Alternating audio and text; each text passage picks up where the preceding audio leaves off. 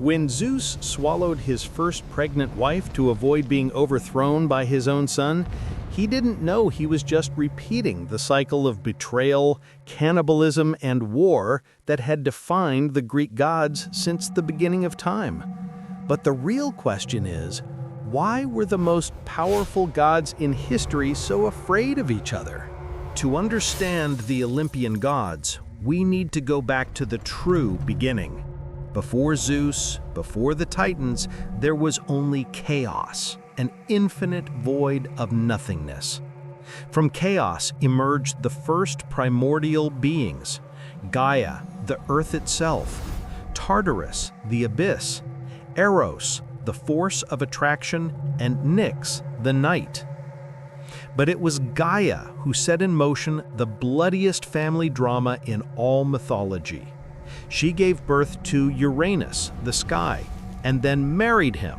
Yes, the earth married the sky. Together, they created the first generation of divine beings, the Titans, 12 powerful entities who would rule before the gods we know today. But Uranus feared his own children.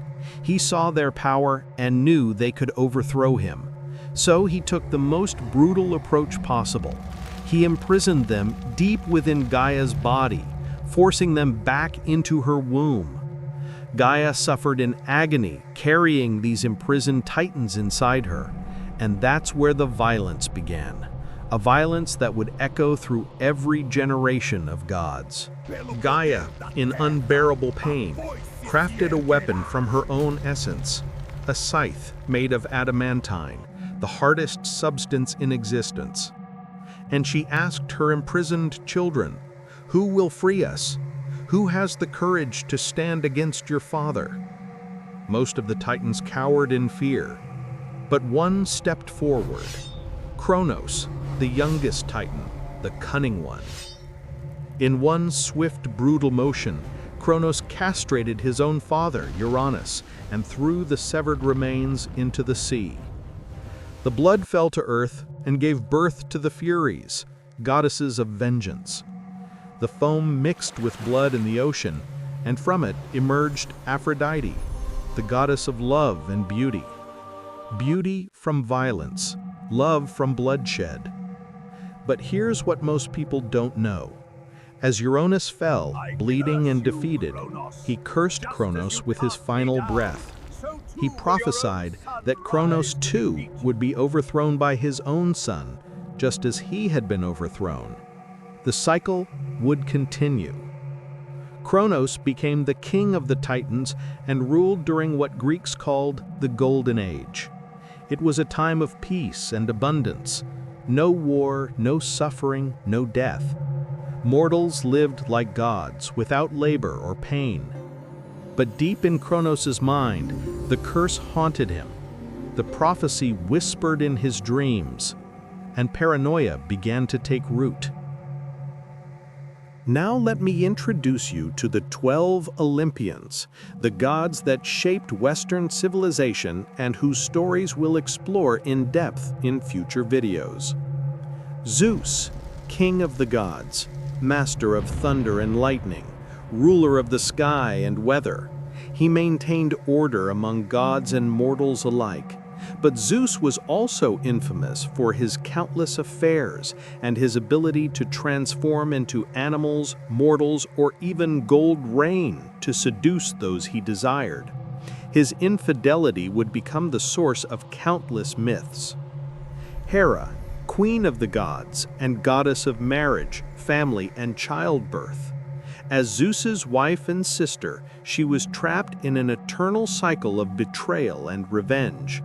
She wasn't evil, but she was fierce in punishing Zeus's lovers and their children. Hera represented the dignity and fury of the wronged wife. Poseidon, god of the seas, earthquakes, and horses. He was temperamental and vengeful, capable of creating devastating storms that could destroy entire fleets or bringing forth earthquakes that leveled cities. Sailors prayed to him before every voyage, hoping to avoid his wrath. Hades, lord of the underworld and god of the dead. Contrary to popular belief, Hades wasn't evil. He was stern but fair, governing the realm of the dead with strict rules. He rarely left his dark kingdom and was more feared than hated. Unlike Zeus, Hades was faithful to his wife Persephone. Athena, goddess of wisdom, strategic warfare, and crafts. She was born in the most unusual way. Fully grown and fully armed, she burst from Zeus's head after he swallowed her mother, Metis, fearing a prophecy that their child would be greater than him. Athena became Zeus's favorite child and the patron goddess of Athens. Apollo, god of the sun, light, music, poetry, prophecy, healing, and reason. He represented the ideal of male beauty and intellect. Apollo was also the god of truth and prophecy, speaking through his famous oracle at Delphi. He could bring both plague and healing with his silver arrows. Artemis, goddess of the hunt, wilderness, the moon, and protector of young women and animals. She was Apollo's twin sister, but his opposite in many ways. Fiercely independent, Artemis swore eternal virginity and punished any man who tried to violate her or her followers. She represented wild nature and female autonomy.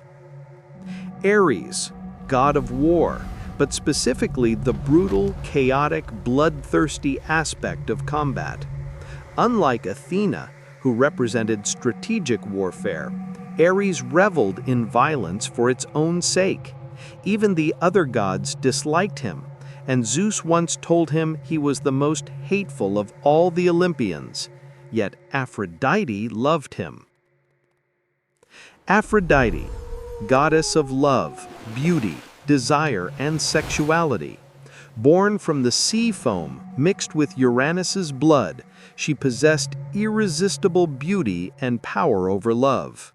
She was married to Hephaestus, but had numerous affairs, most famously with Ares. Aphrodite could make anyone fall in love and could cause chaos or harmony depending on her mood. Hephaestus, god of fire, metalworking, craftsmanship, and volcanoes. He was the only physically imperfect Olympian, born with a deformity. Hera threw him from Olympus in disgust, but he survived and became the divine blacksmith. Despite his appearance, he created all the gods' weapons and amazing automatons. His workshop was beneath volcanoes. Hermes, messenger of the gods, god of travelers, merchants, thieves, and guide of souls to the underworld. Clever and quick-witted, Hermes wore winged sandals that allowed him to fly between the mortal world, Olympus, and the underworld. He was also the god of boundaries and transitions, moving freely between all realms. Dionysus, god of wine, ecstasy, theater, and religious madness. His story is unique. He was born twice. First, from his mortal mother Semele, who died when Zeus revealed his true form. Zeus saved the unborn Dionysus by sewing him into his own thigh until he was ready to be born again. Dionysus represented the loss of control and the liberation found in wine and celebration. But here's what you need to understand. These gods weren't moral guides or perfect beings. They were reflections of human nature, magnified to cosmic scale.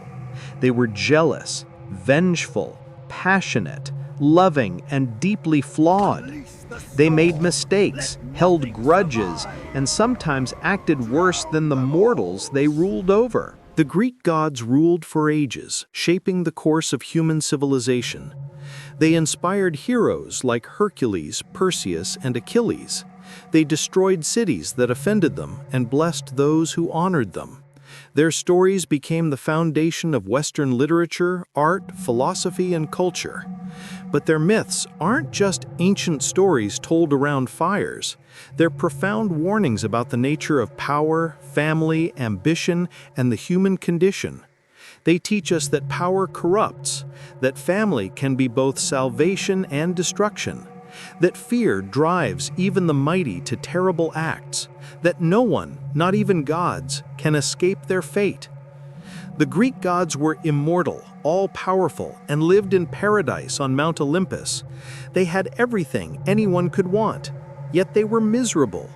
They were jealous, insecure, vengeful, and trapped in cycles of violence they themselves created. And here's the haunting truth that the ancient Greeks whispered. Zeus's reign doesn't last forever. There are prophecies, fragments of myths, that speak of his eventual downfall. There's a child, a son, who will be greater than the father. A child who will finally break the cycle, or perhaps continue it into a new age. Some say that child never came. Others say the prophecy was averted. But in some versions of the myth, there's a name whispered, an heir waiting in the shadows of fate. That child's name, and that story, we'll save for another time. Because in Greek mythology, every throne has a price, every king has an heir, and every prophecy eventually comes true.